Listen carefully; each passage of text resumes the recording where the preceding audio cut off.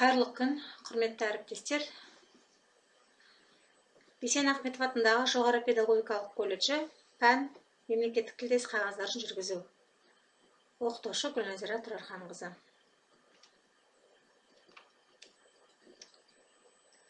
Мемлекеттік тілдес қағаздарын қазақша жүргізудің мемлекеттік құндылығын, әлеуметтік маңыздылығын, оның қазақ тілінің мемлекеттік тіл ретінде қызмет етуінің алғашқы шарттарының бірі екендігін түсіну. Құжаттардың жасалуында, олардың тіркелуіне, жіктелуіне, қозғалысына, есепке алынуы мен сақталуына байланысты жұмыстардың жиынтығы іс қағаздарын жүргізу деп аталады. Адам өмірі құжаттармен тікелей байланысты. Адам дүниеге келгенде, оған алғашқы құжат туу туралы куәлік жазады. 16 жасқа келгенде жеке басын растайтын, мектепті бітіргенде орта білімін растайтын, жұмысқа орналасу барысында арыз, резюме, іс парағы, іс қағаздары жазылады. Ал еңбек жолын бастағанда еңбек кітапшасы толтырылады. Өмірдің түрлі жағдайында сенімхат, қолхат, еңбек келісімін жасауға, өмірбаян мен мінездеме жазуға, жеделхат, телефон хат, факс жіберуге тура келеді. Бүгінгі өтетін тақырыбымыз құжаттарды тіркеу және есепке алу, тіркеу нысандары. Сабақтың мақсаты: мекемеге, ұйымға келіп түскен, басқа ұйымға жіберілетін және ұйымның ішінде жүргізілетін құжаттарды тіркеуді меңгеру, құжаттардың тіркелу жолдарын біліп, маңыздылығын айқындау. Құжаттың тіркеу нөмірі деректемесі құжаттарды құрастыру барысында қолданылатын деректеменің бірі. Құжаттың тіркелу нөмірі құжаттың шартты цифрлық немесе әріптік цифрлық белгісі. Ол құжатта тіркеу барысында құжаттың күнімен қатар, кей құжаттарға құжат түрінің атауымен қатар қойылады. Құжаттың тіркеу нөмірі мекемелерде хаттама, бұйрық, акті, анықтама, еңбек келісім шарты сияқты құжаттарға күнтізбелік жылдың басынан бастап қойылады. Ал оқу орындарында бұл құжаттар оқу жылының басынан нөмірленеді. Жалпы есепті құжаттарды есепке алу тәртібі төмендегідей көрсетіледі. Есепке алуды және оларды қажет ететін ақпаратты анықтамалық мақсаттарда пайдаланатын барлық құжаттар тіркеуге алынады. Құжатты және оның қосымшаларын тіркеген кезде тіркеу нөмірі қойылады. Және тіркеу есепке алу нысанына бастапқы мәліметтері енгізіледі. Құжаттар ұйымда кіріс, шығыс және ішкі құжаттар болып тіркеледі. Кіріс құжаттар мекемеге келіп түскен құжаттар, шығыс құжаттар мекемеден жіберілетін құжаттар, ішкі құжаттар ұйымның ішіндегі ішкі ұйымдық құжаттар.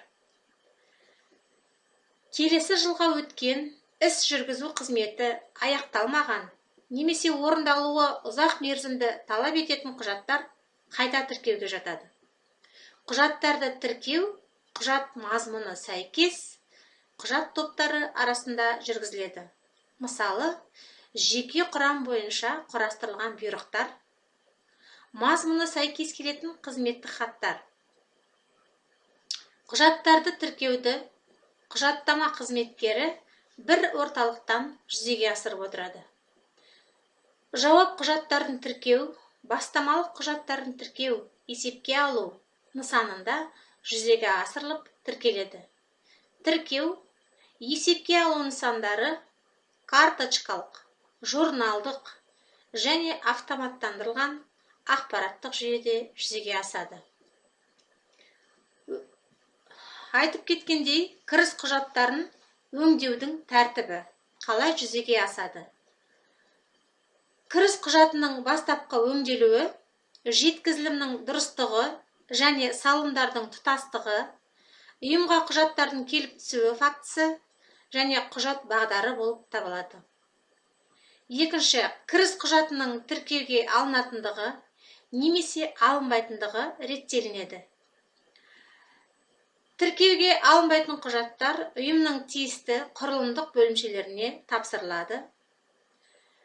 Тіркелінетін құжаттар келіп түскен құжат күнімен ұйым басшысының қарауына беріледі және ұйым басшысы қараған құжаттар құжаттама қызметіне қайтарылып тіркеуге енгізіледі. Келіп түскен құжатты тіркеу журналы құжаттың индексінен басталып келіп түскен күні көрсетіледі. Шығу нөмірі, құжаттың қысқаша мазмұны жазылады. Орындаушы және орындаушының қолы көрсетіледі.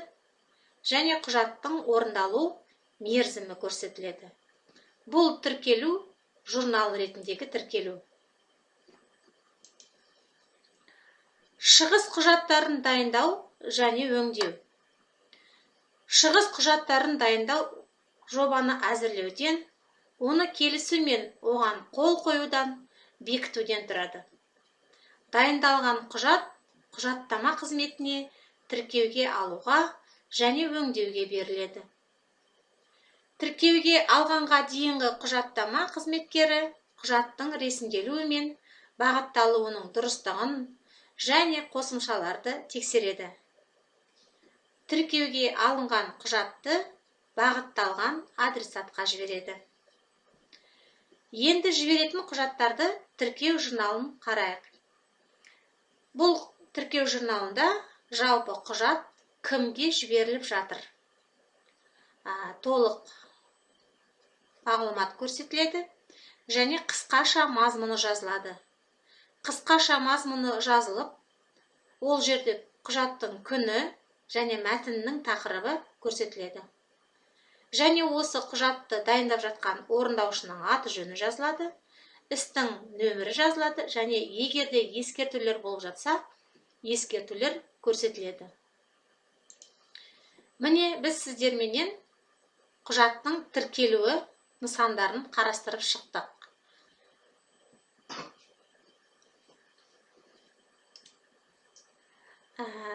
Алдарыңызда бірнеше құжаттың нысандары берілген. Бұл нысандарды сіздер көрсетіліп кеткен журналдың нысандарына кіргізіп өңдейсіздер. Құжаттардың күні, мәтіннің тақырыбы және тіркелу нөмірлері көрсетілген. Осының барлығын жаңағы журналдардың бөліктеріне тіркейміз.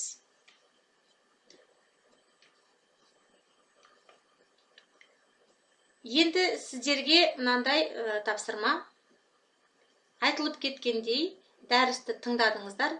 Дәріс бойынша берілген ақпараттарды ескере отырып, үйде құжаттарды журналға тіркейміз. Және де бұғанға дейін дәптерімізге құрастырылған құжаттарды тіркеу журналдарына енгізіп келеміз. Тыңдағандарыңызға рахмет. Сау болыңыздар.